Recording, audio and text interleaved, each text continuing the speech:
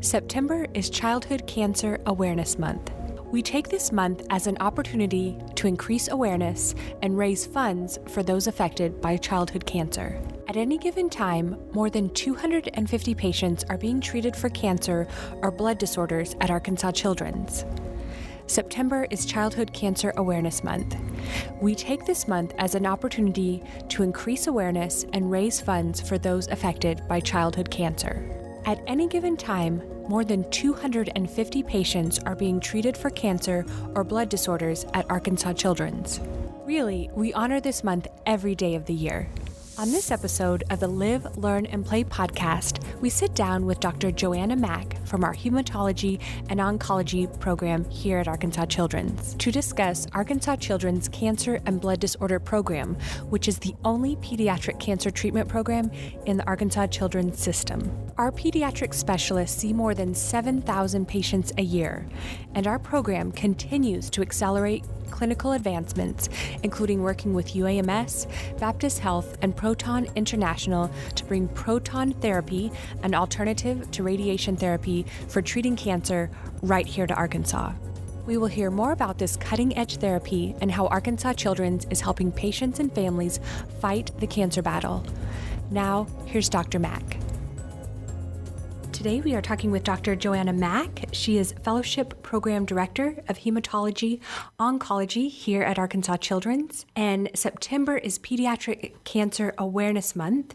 And so we thought it would be a perfect time to bring Dr. Mack in to talk about, first of all, the goal of this month and just about raising awareness and what you as listeners can do to support children who have cancer and are getting treatment here at Arkansas Children's. So welcome, Dr. Mack. Thank you, Rebecca. It's great to be here. Take us back to how you chose this field. It seems very specialized, like most do, but I feel like there's something unique about cancer. So tell us kind of your personal journey, what led you here? Every time I try to answer that question, it really makes me emotional because treating kids with cancer and blood disorders is not for the faint of heart. It can be really hard to lose patients, but there are also a lot more good times and happy times, especially when we see those patients go into remission and graduate from college and become a doctor themselves. And so I think my personal calling was from a faith standpoint. I found that when you're faced with life or death, it becomes extremely hard to deal with the thought of death without having that spiritual side, without being able to pray and know that you don't only have chemotherapy and medicine on your side, but that you have the Lord to help these families and these patients walk with them and get to the other side of cure. September is Pediatric Cancer Awareness Month. For people who are listening to the podcast today, if you could kind of tell us the goal of this month and what we need to know about childhood cancer. Yeah, absolutely. And earlier you talked about, you introduced me in my title. It's Pediatric Hematology and Oncology. And actually this month is Pediatric Childhood Cancer Awareness Month, but also Sickle Cell Disease Awareness Month. And so we treat both cancer and blood disorders here at Arkansas Children's Hospital. And our goal is to really raise awareness for both of those entities or those diseases and to increase the public knowledge of blood and cancer disorders. How common is pediatric cancer? In the United States, about over 15,000 children ages 0 to 19 are diagnosed with cancer each year. And globally, about more than 300,000 pediatric patients are diagnosed each year. I'd say every 3 minutes, a child is diagnosed with cancer, and 1 in 285 children in the U.S. are diagnosed before their 20th birthday. And I think it's important to note that we are the only pediatric hematology oncology program in the state of Arkansas, which means our pediatric experts see everything from common blood disorders to the rarest oncologic diseases. Plus, about 90% of pediatric cancer patients are treated here. Tell us more about this department and care teams and how they take care of all these brave kids. Well, I can tell you it starts off with a fantastic nursing department. Our hematology oncology nurses are just the cream of the crop. And if I could give you a few examples of some things that these nurses do to go above and beyond their expectation of or the expectations of what they should be doing as nurses. We had one of our younger nurses had to put an NG tube into a patient. And for all who don't know what that is, it's a tube that goes into the nose, into the belly to help feed a patient who's having trouble eating. And this nurse put an NG tube down himself in order to show the patient that it was not scary, it did not hurt, and that it was going to be quick and easy. And it made the whole experience for this patient much easier and less traumatic. And I just can't think of any other field that would go to that extent to make a patient feel comfortable. And I think it's important to note it's not just the doctors and nurses who are taking care of these sick kids. Right. There's a lot of other people who are involved, a lot of other things like pet therapy, art therapy. We have child life specialists who really take the time to show our patients what they're about to go through, whether it's a procedure or even chemotherapy. We have a fantastic section chief, Dr. Becton. He's the second section chief of our hematology oncology department. And he has really grown our program and absolutely wants to take care of pediatric cancer patients in the state of Arkansas and advance their health to be really the number one in the country. And we have residents and medical students and fellows, and and pastoral care. There's just tons of people who just pour into our department, into our patients, into our families. So it's a great family feeling, and it's a great department and program to be a part of. We talk a lot about family-centered care because it's different at a children's hospital. You're not just taking care of the patient, you're taking care of the whole family. How has that, if you have an example or a story that you would share where it's not just your patient that you're taking care of? Oh, absolutely. I mean, it's so important to make sure that the parents are also well taken care of, because when these patients go home, it's their parents who are going to be watching their every move and making sure that they don't need to come back to the hospital. So it's important that our parents get good care and love as well. So could you put a number to the patients? We say 90% of pediatric cancer patients. How many patients is that a year? So we probably have about 100 patients, 100 new diagnoses per year that come to our hospital. And there seems to be so many advancements in technology and medicine. What exciting changes have you seen when it comes to pediatric cancer, technology, and testing to find a cure? I think one of the most exciting things about cancer treatment right now is targeted therapy. So overall, what we have is we have chemotherapy for leukemia, chemotherapy for lymphoma, and it's not really directed to each specific patient, right? It's directed to the disease overall.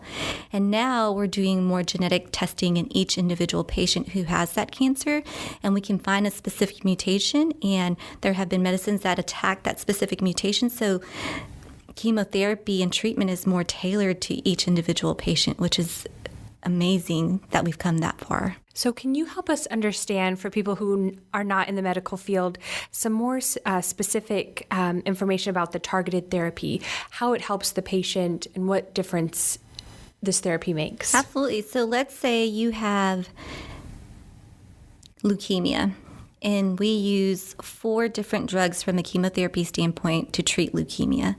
But we find out that you have mutation A and another person has mutation B. We may have a targeted therapy or a targeted drug for mutation A, and we would add that to your therapy. But the next patient who has mutation B would not need that targeted therapy for mutation A, and they could possibly benefit from another targeted therapy. And so in the future and long term, I feel like this could decrease the amount of side effects that a patient could have, because now you're getting better treatment and maybe even less treatment to still get cure. But also it can decrease the side effects of therapy and give you a better prognosis in general. So along those lines, can you talk more about our innovative cancer therapeutics program and how it's helping more patients with rare oncologic disorders be treated in Arkansas? Yeah, absolutely. It's an amazing program. And like you said, it's helping us keep more of our patients here in the state of Arkansas to get care closer to home. We are offering phase 1 and phase 2 trials that we haven't been able to offer in the past 5 years or so. And so a lot of our patients have had to go to St. Jude or Texas Children's, just the neighboring bigger centers. And now they're able to stay here and get treatment here and have the support of their family and be closer to things that they know and that are familiar to them. So it's an amazing program that we have here, and we've had great support from the administration here at Arkansas Children's Hospital. So when you talk about care close to home, how long do some of these treatment plans go for? Maybe just a couple examples so listeners can understand the importance of staying close to home. Absolutely. So there are some treatments that will take about 4 months or so, and then some that will take anywhere from 1 year to 3 years.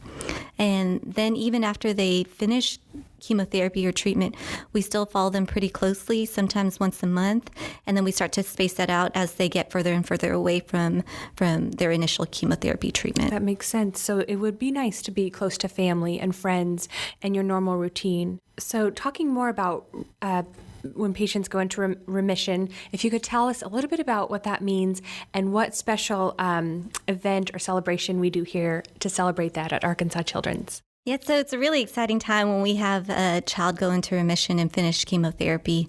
We, I guess at the end of their treatment, we have this big party in our clinic.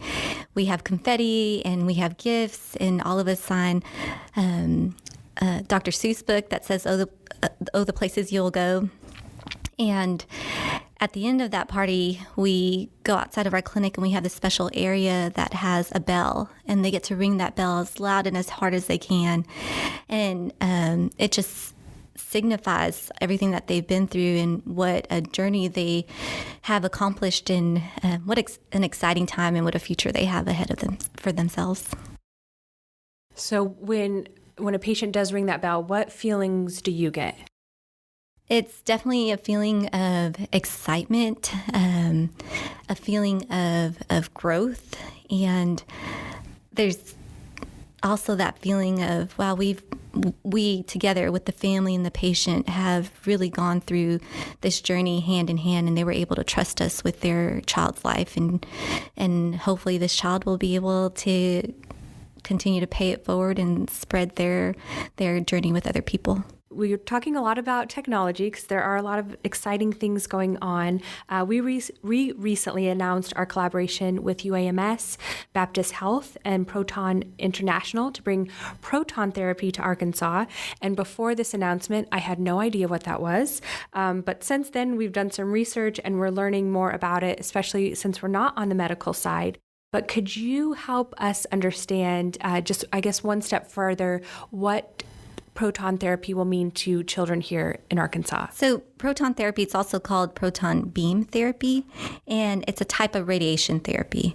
So it uses protons rather than X-rays to treat cancer. And so at really high energy, these protons can destroy cancer cells. So we've had several families that have had to travel out of state for this proton beam radiation therapy.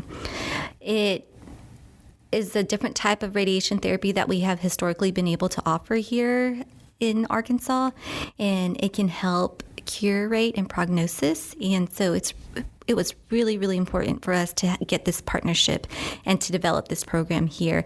One, to increase the cure rate in our pediatric patients when it comes to oncologic disorders. And two, again, that familiarity of being able to stay here closer to home, to have your family support, and to know the nurses and the doctors who've been taking care of you for a long time. Like, it's such a blessing that we have this opportunity to partner with Proton International. And this Proton Therapy Center will be the first in Arkansas and one of only about 40 in the country. That's correct? Yes, that's correct. That's amazing. I know, it's pretty cool. So we've talked a lot about technology and different things that are being done in the research field. But there is a devastating fact that cancer is still the number one cause of death by disease for children in America. If you could talk about what Arkansas Children's, what our teams are doing, what research is doing to help change this statistic. Since I've been here at Arkansas Children's Hospital, which is probably coming up on 9 years, we have grown so much in our research department, and part of that is the Innovative Cancer Therapeutics program. Again, we are offering frontline therapy with phase 1 and phase 2 trials. We are also part of Children's Oncology Group, and so it's a international group of clinical trials that we can participate in. And so we tell patients who are diagnosed with cancer here in the state of Arkansas, if a patient went to St. Jude or Children's Hospital of Los Angeles or CHOP, we could still offer them the same therapy that they would be offered at those places, which is an amazing opportunity for our patients. I think people who are listening and maybe they don't know anybody with cancer or they don't have anyone in their family with cancer, but they want to get involved and want to give back to help kids at Arkansas Children get the treatment they need. How can they get involved? So with everything that has happened with the COVID pandemic, we usually have a superhero dash and bash fundraiser. We have that every year, and that benefits the Arkansas Children's Hospital HEMONC Fund. And of course, this year that was canceled because of the COVID pandemic. My nurse practitioner who I work with, one of my really good friends, Catherine Mason, and myself, we have put together a fundraiser to hopefully raise some money to replenish that Arkansas Children's Hospital HEMONC Fund. And that HEMONC Fund actually funds our toy closet. So every time a patient comes into our clinic and they get stuck with the needle, they get a blood transfusion or they get chemotherapy, they get to get something out of the toy closet. This HEMONC Fund also provides supplies and food to the family house if a patient is and a family is admitted.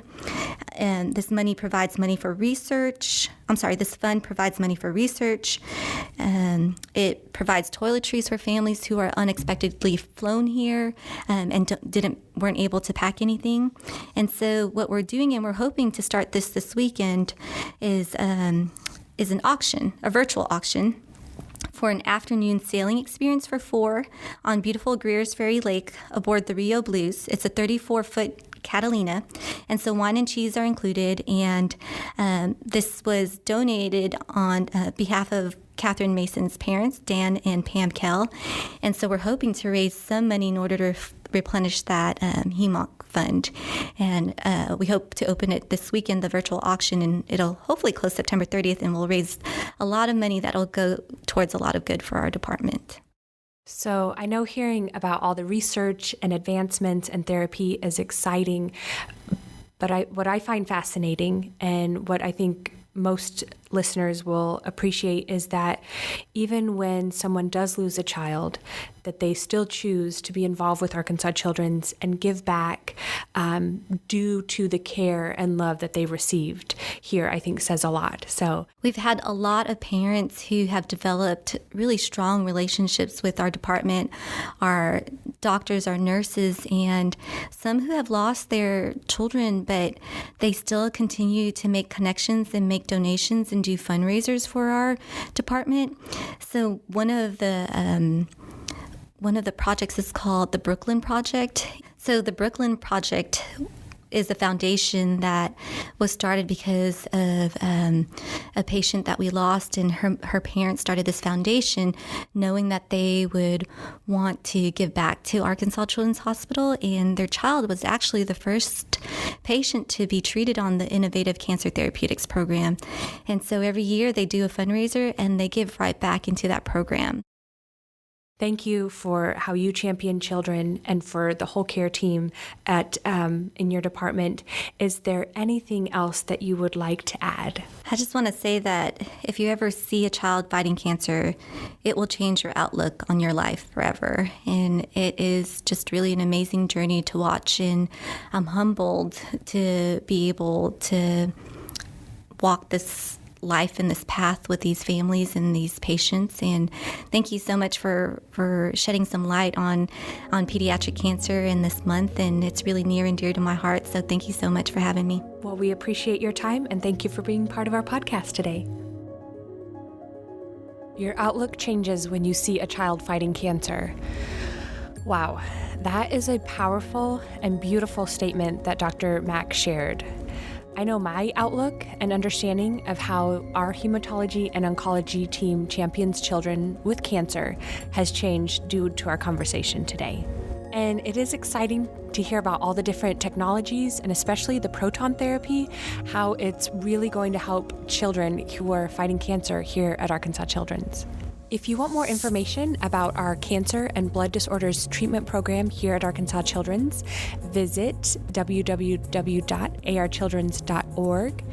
And if you want to be part of our mission of helping kids fighting cancer, please visit www.archildrens.org/Live, Learn, and Play podcast.